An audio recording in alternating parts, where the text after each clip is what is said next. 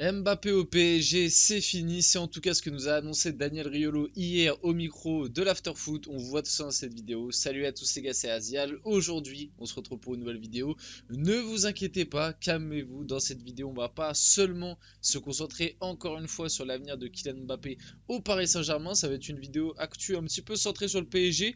Où on va commencer petit à petit à aborder la confrontation qui se rapproche. Le PSG Real Sociedad qui sera mercredi soir. On va commencer à en parler et à dire quelque chose. Je prévois bien évidemment une vidéo un petit peu plus centrée sur l'avant-match qui sera vraiment dédiée à ça. Je pense que je la sortirai demain. On va voir quelques brefs trucs dans cette vidéo. On va aussi se concentrer sur d'autres actualités autour du PSG et de cette déclaration. Mbappé au PSG, c'est fini. Aussi quelques déclarations du côté du Real Madrid, notamment Carlo Ancelotti et Rodrigo qui ont parlé du Kaki Mbappé, donc des choses intéressantes. Bien évidemment, avant que la vidéo commence, n'hésitez pas à la liker, à commenter, à partager et à vous abonner, ça fait toujours plaisir et ça aide pour le développement de la chaîne. En 2024, on va essayer de passer un step sur la chaîne, donc n'hésitez pas et ça me ferait grandement plaisir. On peut rentrer dans le vif du sujet de la vidéo et commençons du coup un petit peu par la confrontation PSG Real Sociedad. Les supporters du PSG se sont déplacés à l'entraînement de ce matin pour motiver leur équipe. Ils en profitent pour inciter Kylian Mbappé à rester au PSG en scandant Kylian à Paris. C'est un petit peu la photo que je vous montre sur la miniature juste ici du coup à gauche. C'est l'image d'Mbappé qui salue les supporters, etc. Donc les Kylian à Paris ont été scandés. On a vu pas mal d'images intéressantes, notamment avec le président du Cup. Bon, je suis pas trop fan de l'initiative en soi, mais le président du Cup qui est parti au milieu des joueurs faire un discours, sachant que bon, la moitié des joueurs ils parlent même pas français, donc je sais pas s'il y avait un traducteur ou quoi, mais je sais pas si le discours est vraiment passé. Bon, en vrai, on va dire ça fait des belles images et tout, mais que le président d'un groupe de supporters vienne faire un discours de motivation avant un match de Ligue des Champions, en soi, voilà, c'est pas à lui de faire ça non plus. À la limite, qu'on voit le président du club, donc Nasser le faire, qu'on voit Luis Enrique le faire, Luis Campos le faire, ça ok, ou même le capitaine ou quoi, mais bon, le président du club, bon, ça apporte toujours un soutien et c'était sympa. Globalement, il y a eu des belles images, on a vu des trucs sympas. Tous les joueurs du PSG qui sont venus saluer les supporters qui étaient là. Il y a eu voilà, pas mal d'images intéressantes, entraînement ouvert aux supporters et tout avant la Ligue des Champions. J'espère que ça va galvaniser les troupes. On verra un petit peu, je pense que je parlerai de la compo que moi j'aimerais bien pour ce PSG Real Sociedad qui s'approche. C'est important de noter que la Real Sociedad, eux de leur côté en ce moment, c'est plutôt la crise, donc va falloir en profiter. Je vais pas encore faire de pronos dans cette vidéo. Mais voilà, j'espère un gros match du PSG. Et vite fait, du coup, pour parler des chants Kylian à Paris, voilà, la petite vidéo qui a pas mal tourné sur les réseaux. On voit Mbappé saluer les supporters avec soi-disant la main sur le cœur et le logo.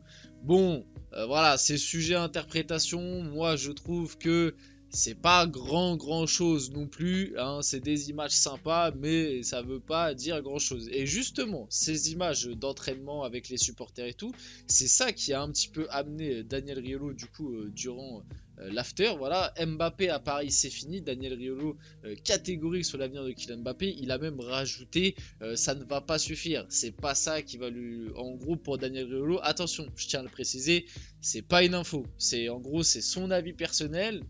Voilà, chacun a son avis là-dessus. Moi, comme je vous l'ai toujours dit, il y a vraiment il y a très peu de temps. Pour moi c'était encore du 50-50. Il y a peut-être 2-3 semaines, un mois, pour moi c'était du 50-50 et petit à petit on allait avoir, on va dire, un chemin qui se trouve. Et là, plus le temps avance, plus j'ai quand même l'impression que Mbappé, ça se dirige plus vers un départ. Il y a pas mal de petits points qui me font dire ça. Comme je l'ai toujours dit, pour le moment, on est concentré sur la saison, sur les matchs, à analyser les perfs et tout. On parle bien évidemment de ça parce que ça fait les gros titres de l'actu, etc. Donc c'est important d'en parler, de débriefer tout ça. Mais on n'est pas concentré vraiment sur le truc. Et le cas Mbappé, je pense quand la saison du PSG sera entre guillemets finie et qu'il y aura une véritable annonce, là on pourra faire on va dire, un bilan de son passage et tous les points négatifs du passage d'Mbappé, je me chargerai de les dire parce que j'ai quand même l'impression que le chemin qui est en train d'être pris, même par les supporters parisiens et la commune parisienne, c'est de dire que au final, ça a été un long fleuve tranquille entre le PSG et Mbappé et que après avoir passé 7 ans au club, c'est normal qu'il quitte le club libre et que si jamais il annonce son départ, on sera là pour le soutenir. Moi, je suis pas de cet avis-là. Je suis désolé, les 7 ans d'Mbappé au PSG, ça a quand même été 7 ans où il y a vraiment beaucoup de choses à dire et beaucoup de choses contre l'agissement d'Mbappé, contre des fois l'attitude,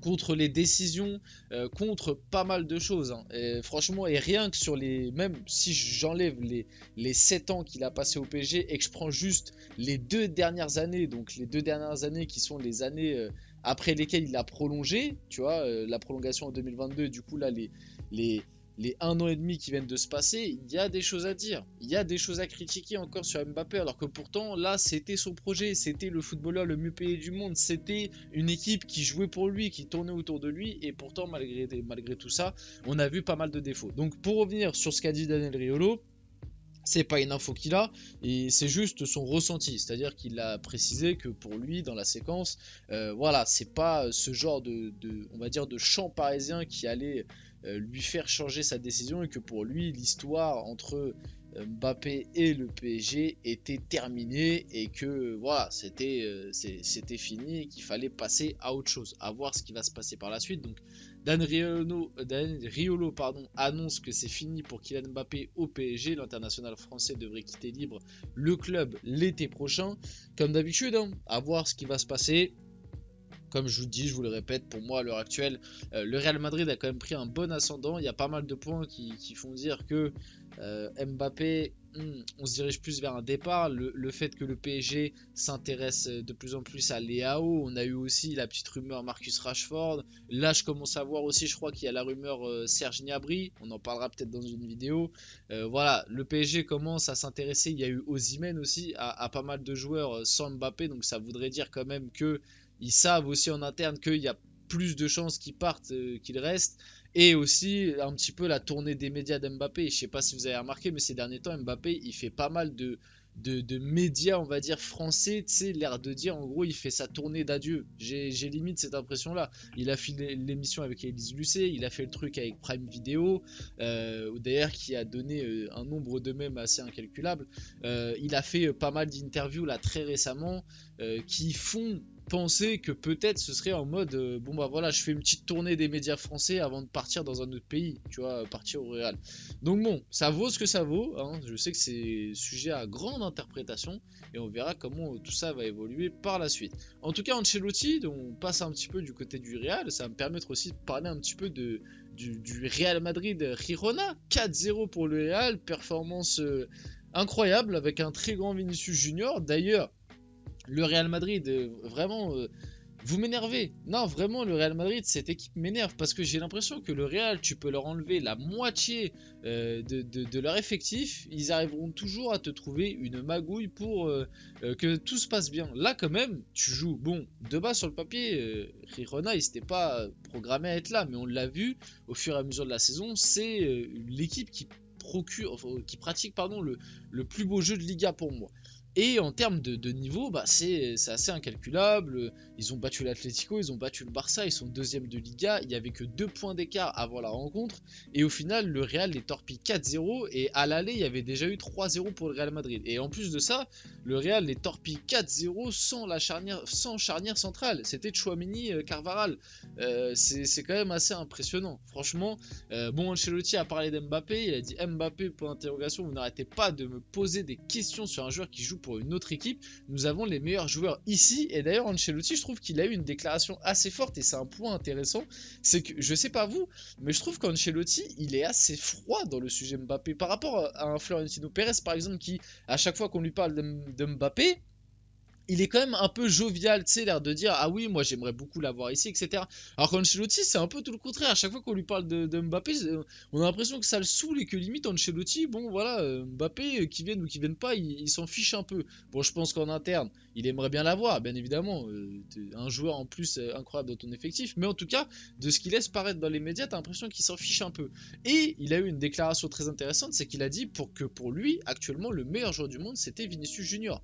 Ce qui est quand même une déclaration assez forte quand tu sais que bah, déjà dans l'effectif t'as Bellingham, qui c'est un sacré spécimen, t'as Rodrigo, etc. Bref, et puis que en ce moment tous les médias font Mbappé au Real Madrid et Mbappé est un peu annoncé comme le meilleur joueur du monde. Et t'as l'entraîneur du club qui vient et qui dit non, pour moi le meilleur joueur du monde c'est Vinicius. Ouais, je trouve ça quand même déclaration assez forte. Bon, ça vaut ce que ça vaut. Et l'appel du pied de Rodrigo à Kylian Mbappé. Si Mbappé vient, il nous aidera. Il est l'un des meilleurs au monde. Je veux bien sûr jouer avec les meilleurs, mais je ne peux pas en dire plus sur ce sujet. Voilà, on va finir la vidéo là-dessus. J'espère que la vidéo vous a plu. Si c'est le cas, n'hésitez pas à la liker, à commenter, à partager, à vous abonner. Les gars, c'était Azial. Et on se retrouve très rapidement pour une prochaine vidéo.